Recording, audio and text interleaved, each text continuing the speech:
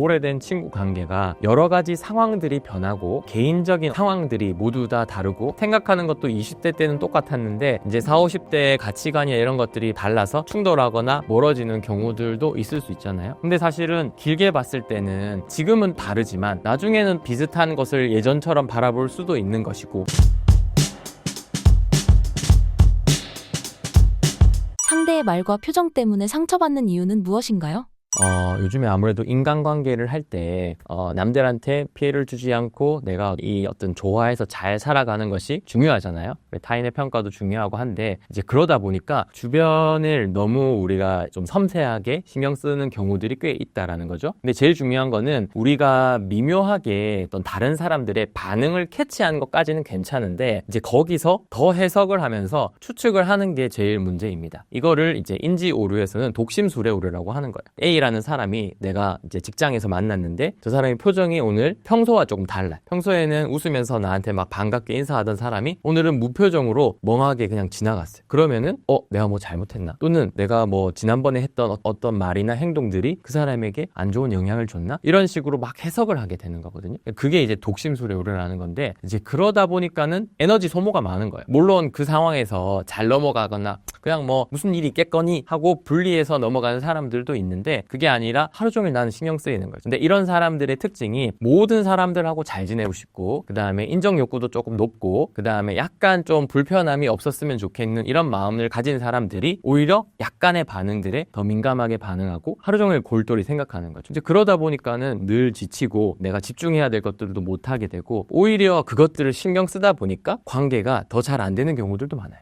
내가 이렇게 하면 저 사람이 이런 반응을 보이겠지? 내가 이렇게 했기 때문에 저 사람이 싫어하겠지? 라고 생각해서 그냥 나는 뭐 그냥 아무것도 안 하고 그냥 가만히 있는 게 제일 관계가 손해는 안 보겠다. 이런 생각들을 하면서 점점 인간관계가 좀 위축되는 경향들도 있는 것 같습니다. 완벽주의 성향이 강한 분들이 대인관계가 힘든 이유는 무엇인가요? 이게 완벽주의적인 성향이 강한 사람들은 기준들이 좀 높거든요. 그 기준이 높다는 것이 자기 자신에게도 높지만 다른 사람에게도 사실 좀 높은 거야. 그러니까 이게 당연한 기준들이 되는 거죠. 나는 이만큼 다른 사람들을 챙기고 배려하고 내가 열심히 한단 말이에요. 그게 처음에는 뭔가를 바라지 않고 시작을 하는데 이제 나는 이만큼을 하는데 그래도 저 사람들은 그 정도는 해줘야 되지 않을까라는 어떤 기준들이 있는데 이것들이 지켜지지 않는 순간들이 분명히 온다는 거죠. 그러면은 거기서 상실감이나 실망을 가지게 되고 스트레스를 엄청 받게 되는 거죠. 내가 이때까지 뭘 한 거지? 난 이만큼 생각해서 이렇게 해줬었는데 돌아오는 건 그러지 않네? 이런 생각들 때문에. 그리고 또 하나는 이런 분들이 이 어떤 관계에서 가져오는 불편감을 견디기가 상당히 어려워요. 그러니까 관계도 좀 더 이쁘고 완벽한 관계가 진정한 관계다라는 생각들을 하는 거죠. 잘 지내다가도 약간의 트러블이 있거나 어떤 갈등이 있거나 아니면은 불편한 순간들이 오면 막 처음에는 열정적으로 이걸 해결하려고 막 노력을 하는데 그게 어느 정도 안 되고 거나 현실적인 벽에 부딪히게 되면 단절을 선택합니다. 이제 도 아니면 뭐 이런 거죠. 정말 좋은 내 편, 정말 진정한 친구 아니면은 그냥 아예 내가 차단하는 게 더 좋겠다. 완벽주의적인 성향이 강한 사람들은 통제하지 못하는 상황들을 견디기 어려워합니다. 그렇기 때문에 인간관계도 어느 정도 예측이 되거나 그 다음에 내가 이렇게 했을 때 이런 반응이 오는 것들을 예측할 수 있는 것들을 상당히 좋아하게 되는데 이런 어떤 갈등이나 불편감이나 또는 내가 인풋을 이만큼 했는데 아웃풋이 생각보다 조금 적게 되면은 이 부분을 견디기 어려워하고 그러다 보면 이제 단절을 하게 되는 거예요. 그러면은 이 단절을 하게 되면은 점점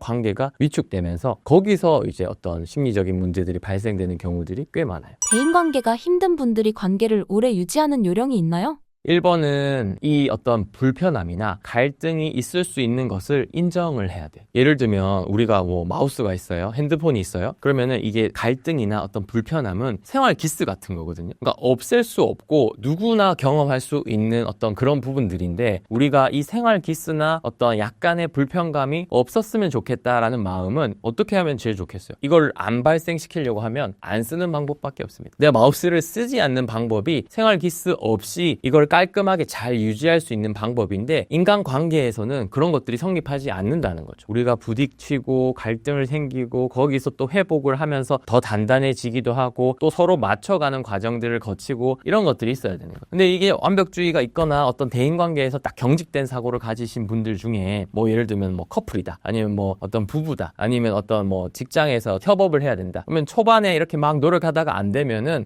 우리는 첫 단추가 잘못 닫혔어. 안 돼. 우리는 앞으로 앞으로도 이건 조정해도 안 될 문제야. 그냥 깔끔하게 우리는 분리하자. 이렇게 생각하는 사람들이 많은데 실제로 물론 잘 맞는 사람이 있고요. 그 다음에 잘 안 맞는 사람들도 분명히 존재해요. 그런데 어느 정도의 어떤 불편감이나 이런 것들은 이제 깎이면서 맞춰가는 것들이 있어야 되는데 어떤 민감도가 높아서 약간의 깎임도 또는 약간의 갈등도 싫어하는 사람들은 오히려 좋은 관계에 도달하지 못하고, 예를 들면 축구로 치면 축구 선수들이 몸싸움 싫어하는 거랑 똑같죠. 내가 축구를 잘 해야지 경기를 이기고 싶은 마음은 있는데 아주 이쁜 아름답고 이상적인 것만 생각하다 보니까 어떤 불편함을 피해가거나 회피하는 패턴들이 생길 수 있는 거예요. 그래서 요거를 주의해야 되는 첫 번째가 결국은 이거를 인정하고 내가 바꿀 수 없는 영역과 바꿀 수 있는 영역을 나눠야 됩니다. 이거는 아무리 노력해도 바꾸지 않는다. 그건 저 사람의 특성이에요. 저 사람은 이렇게 생각하고 이런 과정에서 성장했기 때문에 이런 가치관을 가지고 있어서 이거는 안 바뀌어. 그러면은 우리 관계에서 어떤 부분을 바꿔서 조절할 수 있을까를 계속적으로 찾아서 조율해서 거리들을 조금 조절할 수는 있겠죠. 좀 안 맞는 사람이면 거리가 어느 정도는, 그 다음에 좀 잘 맞는 사람이면 친숙하게. 근데 이 거리라는 것도 우리가 인생으로 봤을 때는 어떤 두 사람의 관계가 가까워지는 시기도 있고 조금 소홀해지고 멀어지는 시기들도 있는데, 이게 고정됐다고 생각을 하게 되면 여기서 벗어나는 것들을 다 차단하고 싶어 한단 말이에요. 그러면은 이제 인간관계가 다 절단이 되는 거죠. 그러니까는 유연하게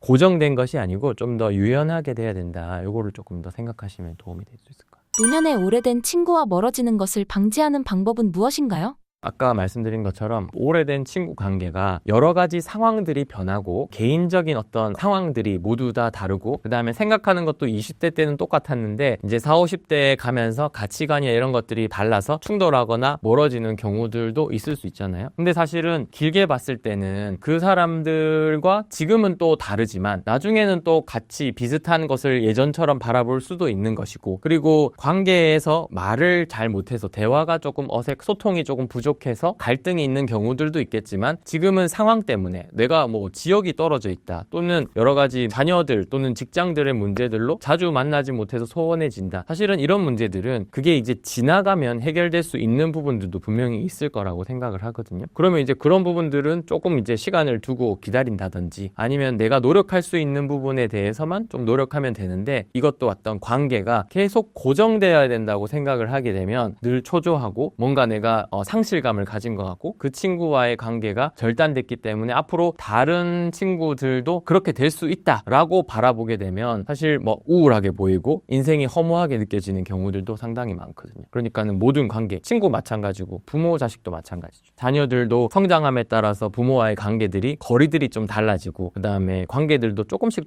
변하게 되잖아요. 근데 그 관계에서 결국은 이 변화들을 인정하지 않으면 그 사람과의 끈이 연결되는 것이 오히려 어려울 수도 있는 거죠. 그리고 사람은 누구나 동시에 연결할 수 있는 끈이 제한돼 있기 때문에 그 끈의 정도를 너무 많이 가지고 있다고 좋은 것도 아니고요. 그렇다고 내가 지금 안 맞다고 해서 다 끊어버리는 것도 사실은 좋은 것들이 아니라고 생각해서 이 관계에 있어서는 심리적 유연성이 좀 필요하지 않을까, 그렇게 생각합니다. 따돌림, 상처 등의 인간관계 트라우마를 극복하는 방법은 무엇인가요? 이게 진료실에서 이런 얘기들 정말 많이 하시거든요. 근데 학교 다닐 때 친구들과의 따돌림이나 이런 어떤 트라우마로 인해서, 또는 부모님으로부터 받은 상처나 트라우마로 인해서, 또는 내가 첫 직장에서 직장 상사로부터 받았던 부정적인 피드백이나 상처로 인해서 내가 지금 요 상태를 바꿀 수 없다, 변할 수 없다라고 많이들 생각을 하시는데, 뭐 실제로 그 상처를 지울 수 있는 방법은 없어요. 우리가 수술하는 것처럼 도려내거나 없애거나 뭐 최면처럼 레드선에서 없앨 수 있거나 그런 건 없단 말이에요. 그러면 이거를 회복할 수 있는 가장 좋은 방법은, 저희는 이제 좋은 경험이나 어떤 중립적인 경험들을 계속 쌓으면서 희석시키는 방법이 제일 좋다고 생각을 해요. 예를 들면 커피잔에 깨끗한 물을 제가 담아놨어요. 근데 어느 순간 잉크가 딱 떨어져서 거기에 잉크가 쫙 퍼져버려요. 그럼 이 물을 어떻게 해야지 원래대로 돌릴 수 있을까, 이렇게 생각을 한다면 가장 좋은 방법은 이 물을 비우거나 이 컵을 버리는 것도 아니고 깨끗한 물을 계속 따르는 거예요. 그러면은 점점 희석돼서 원래의 상태에 가장 가깝게 갈 수 있습니다. 그렇기 때문에 내가 인간관계에서 예를 들면 상처를 받아서 트라우마를 받았다, 그러면은 이걸 치유할 수 있는 거는 새로운 좋은 인간관계를 경험하거나 형성하는 거예요. 근데 우리가 트라우마를 경험하게 되면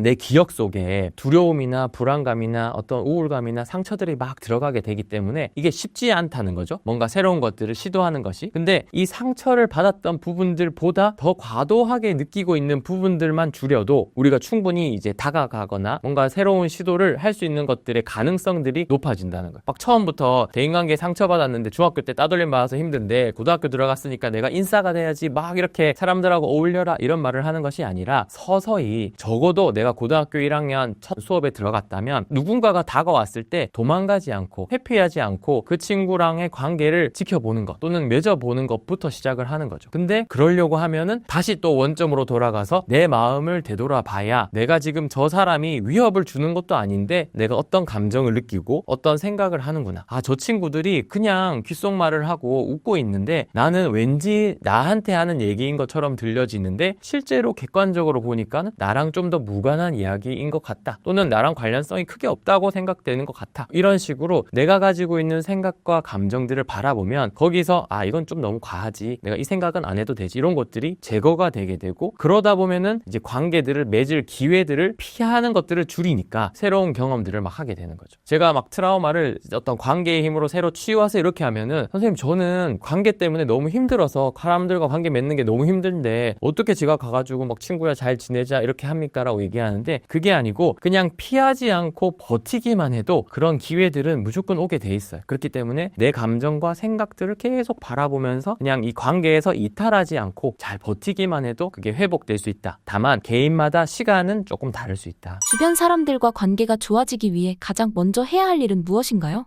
주변 사람들과 관계를 회복하려고 저한테는 제일 많이 물어보시는 분들은 부모님입니다. 내가 부모님들이 우리 아이랑 관계가 약간 안 좋아. 그래서 애가 맨날 집에 오면은 대화를 거부하고 방에만 들어가고 또 나는 잘해주려고 하는데 이걸 잔소리로만 듣고 뭐 직장 상사도 마찬가지죠. 나는 밑에 직원들과 잘 지내려고 조언도 해주고 뭔가를 도와주려고 하는데 이제 직원들이 도망가고 싫어한다. 이렇게 이제 고민을 털어놓으시는 분들이 많은데 좋아지기 위해서 가장 딱 한 가지만을 뽑으려면 첫 번째는 그 사람이 싫어하는 것을 안 하는 거가 가장 쉬운 방법입니다. 나는 잘하려고 하는 행동들이 그 사람과의 관계를 망치거나 그 사람이 도망가는 만약에 원인이 된다면 일단 그거부터 제거하는 거예요. 아, 우리 아이가 걱정이 돼서 하는 말들을 그 친구가 오해를 해서 잔소리로 많이 여긴다. 아, 우리 엄마 아빠는 너무 걱정이 많고 혼만 내. 만약에 이렇게 생각을 특정 영역에서 만약에 그렇게 한다면 그거를 줄여보는 거죠. 그거를 줄여보면 이 친구가 마음의 문을 조금 더 열 수 있고 그럼 거기서 이제 소통을 해볼 수도 있는 거거든요. 근데 이런 상태에서 계속 뭔가를 더 좋은 거가 뭐 있지? 대화의 기술자들을 불러오면 좀 더 낫지 않을까? 아니면은 뭐 매일 티타임을 가지는 게 좋지 않을까? 이거는 사실은 지금 현재에서는 크게 도움이 되지 않는다는 거고 뭐 마치 내가 김치찌개를 끓이고 싶은데 지금 요리 재료는 너무 많은 거예요. 전복도 있고 김치도 있고 된장도 있고 막 그런데 막 너무 많이 넣어서 문제이기 때문에 이 중에 본연의 맛을 찾을 수 있는 것들을 뭘 빼야 될지를 생각해서 그것만 좀 빼보면 공간이 생기게 되는 거예요. 그러니까 그거를 조금 더 생각하시면 훨씬 더 관계하는데 좀 더 좋지 않을까.